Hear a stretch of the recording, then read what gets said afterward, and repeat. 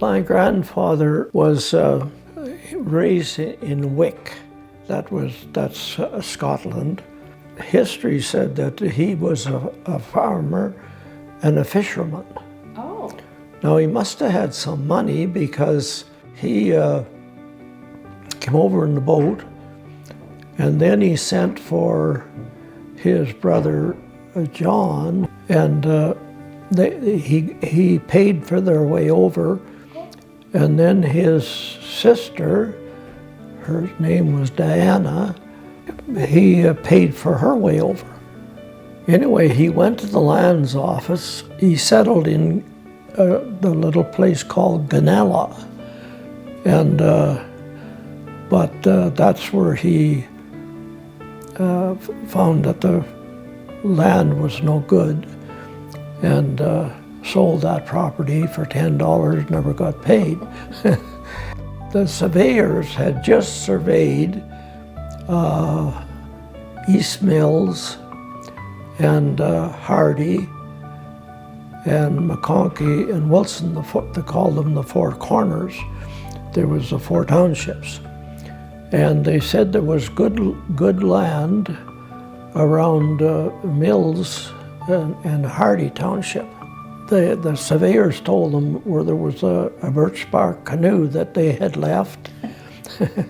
And so they got in that at Jack's Lake and went all the way down the Wolf River and down and hit the Pickerel River and came on up to what we call the township line. And then they walked down to Loring, and they located, that's where they located the farm that my grandfather located 500 acres, I think he did. He located 100 acres for my Uncle Jim. That's my dad's older brother. He was 4 years older than my dad. And he had another brother by the name of John, and another brother, Ed. So he gave each of those boys 100 acres. Wow, okay. And that was up to them to clear it and get the deed. Okay. My dad, he had a fair education.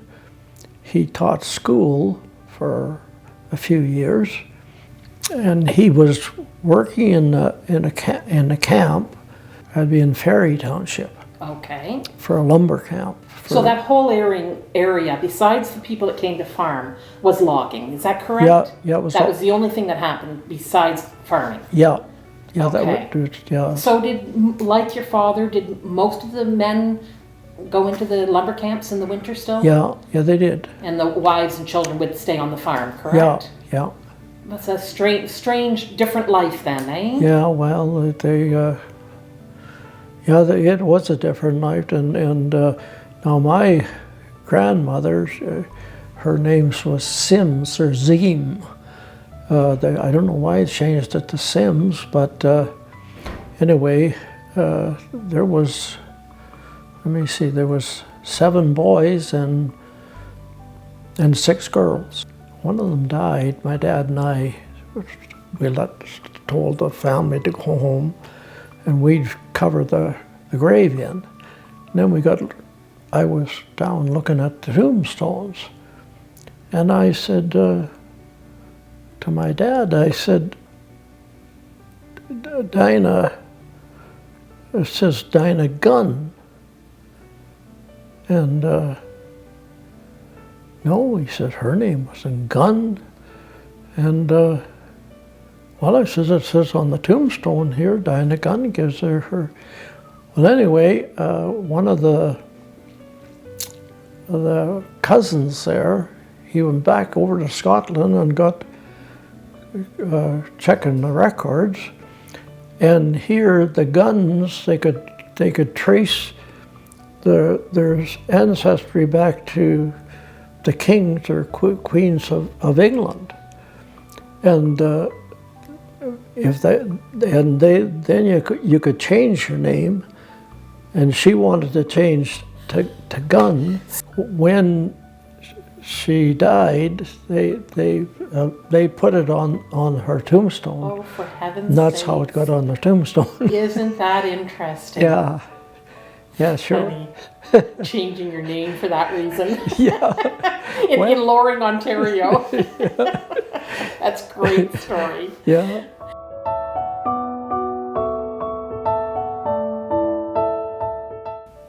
When Grandpa Bain started to go with my grandma, he couldn't speak her language, and so Grandpa Sims, he used to come along and interpret for them. That's a romantic date.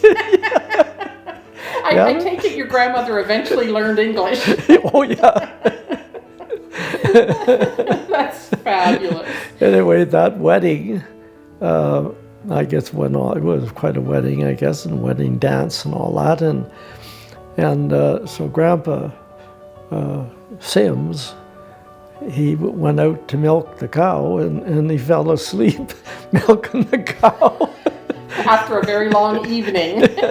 And here he was sitting there, sound asleep, and the cow went on was feeding.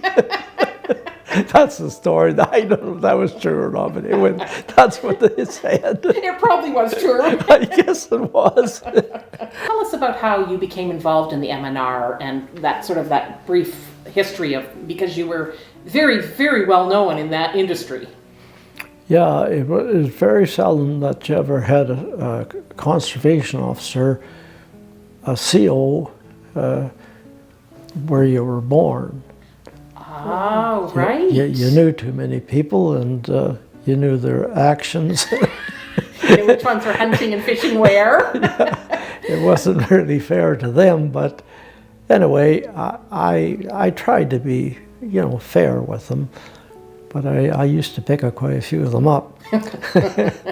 No names being said. Oh, no. Yeah, so we got some tough winters, and I was looking after the deer. And how I became a conservation officer, there was several of them had quit, and some of them got fired. I forget what for, but anyway, I said to the chief ranger there that, I said I wouldn't mind being a conservation officer sometime. We got a call that I was supposed to meet with some supervisors out in Boston. I thought, I wonder what they want me out there for. So I got it out there, and there were all the big shots from Toronto, and they said, we understand that you would like to be a conservation officer. Yeah, I said, I would sometime. Of course, there was college and all that, and well, they said, fill this application out and you've got the job. Oh, so you didn't immediately start in the area. You did some firefighting and stuff in places, did you, or something? I had read that you were up in Dryden, or was that? Yeah. I was up in, I fought fire there. Well, we were putting a phone line into Restool Park. They were just starting Restool Park and putting the road in there. And the chief ranger, they came along, and they said the bad fires up in Chapleau. They want somebody to go up and fight them fires. And so he said, you're the only one available. The rest are all fighting fires someplace else. Oh, jeez. And so they flew us in. We were going up the fire, and here the pump was broke. So the guy, my chum there was from Dorset. Well, I said, his name was Murray Flaherty, and I said, you help taking the pump out and I'll go up into the fire and see what I can do.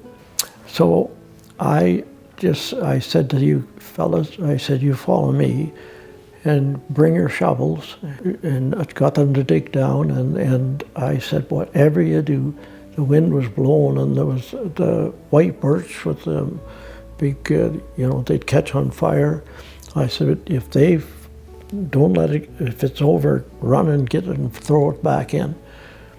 And we worked there till dark, but we held it.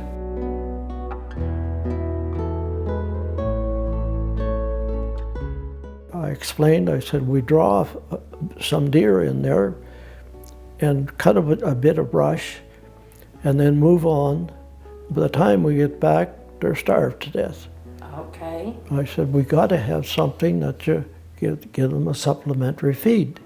But I never heard back from them, and so there was a job came up, and I bid on it. And of course was bidding down. It was a CO's, and I was a senior one or two, I guess it was. And so they called me into the office, and they said,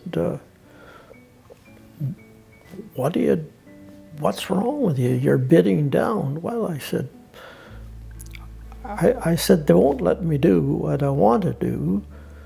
And so I said, I might as well just be a CO. And I said, then I don't have to watch them die then, because I'm bidding out. Right. Anyway, they called me in and sat me down, and Earl Rogers, he was the forester, and he said, well, if they let you do what you want to do, will you stay?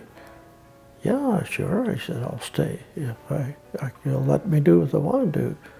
So the district manager, he said to Roger, he said, Ernie takes the ball and we run with him. Wow. So that's how I got involved with the deer. And when I retired, we did a spring survey, a pellet survey. There was 22,000 deer in Loring Deer Yards.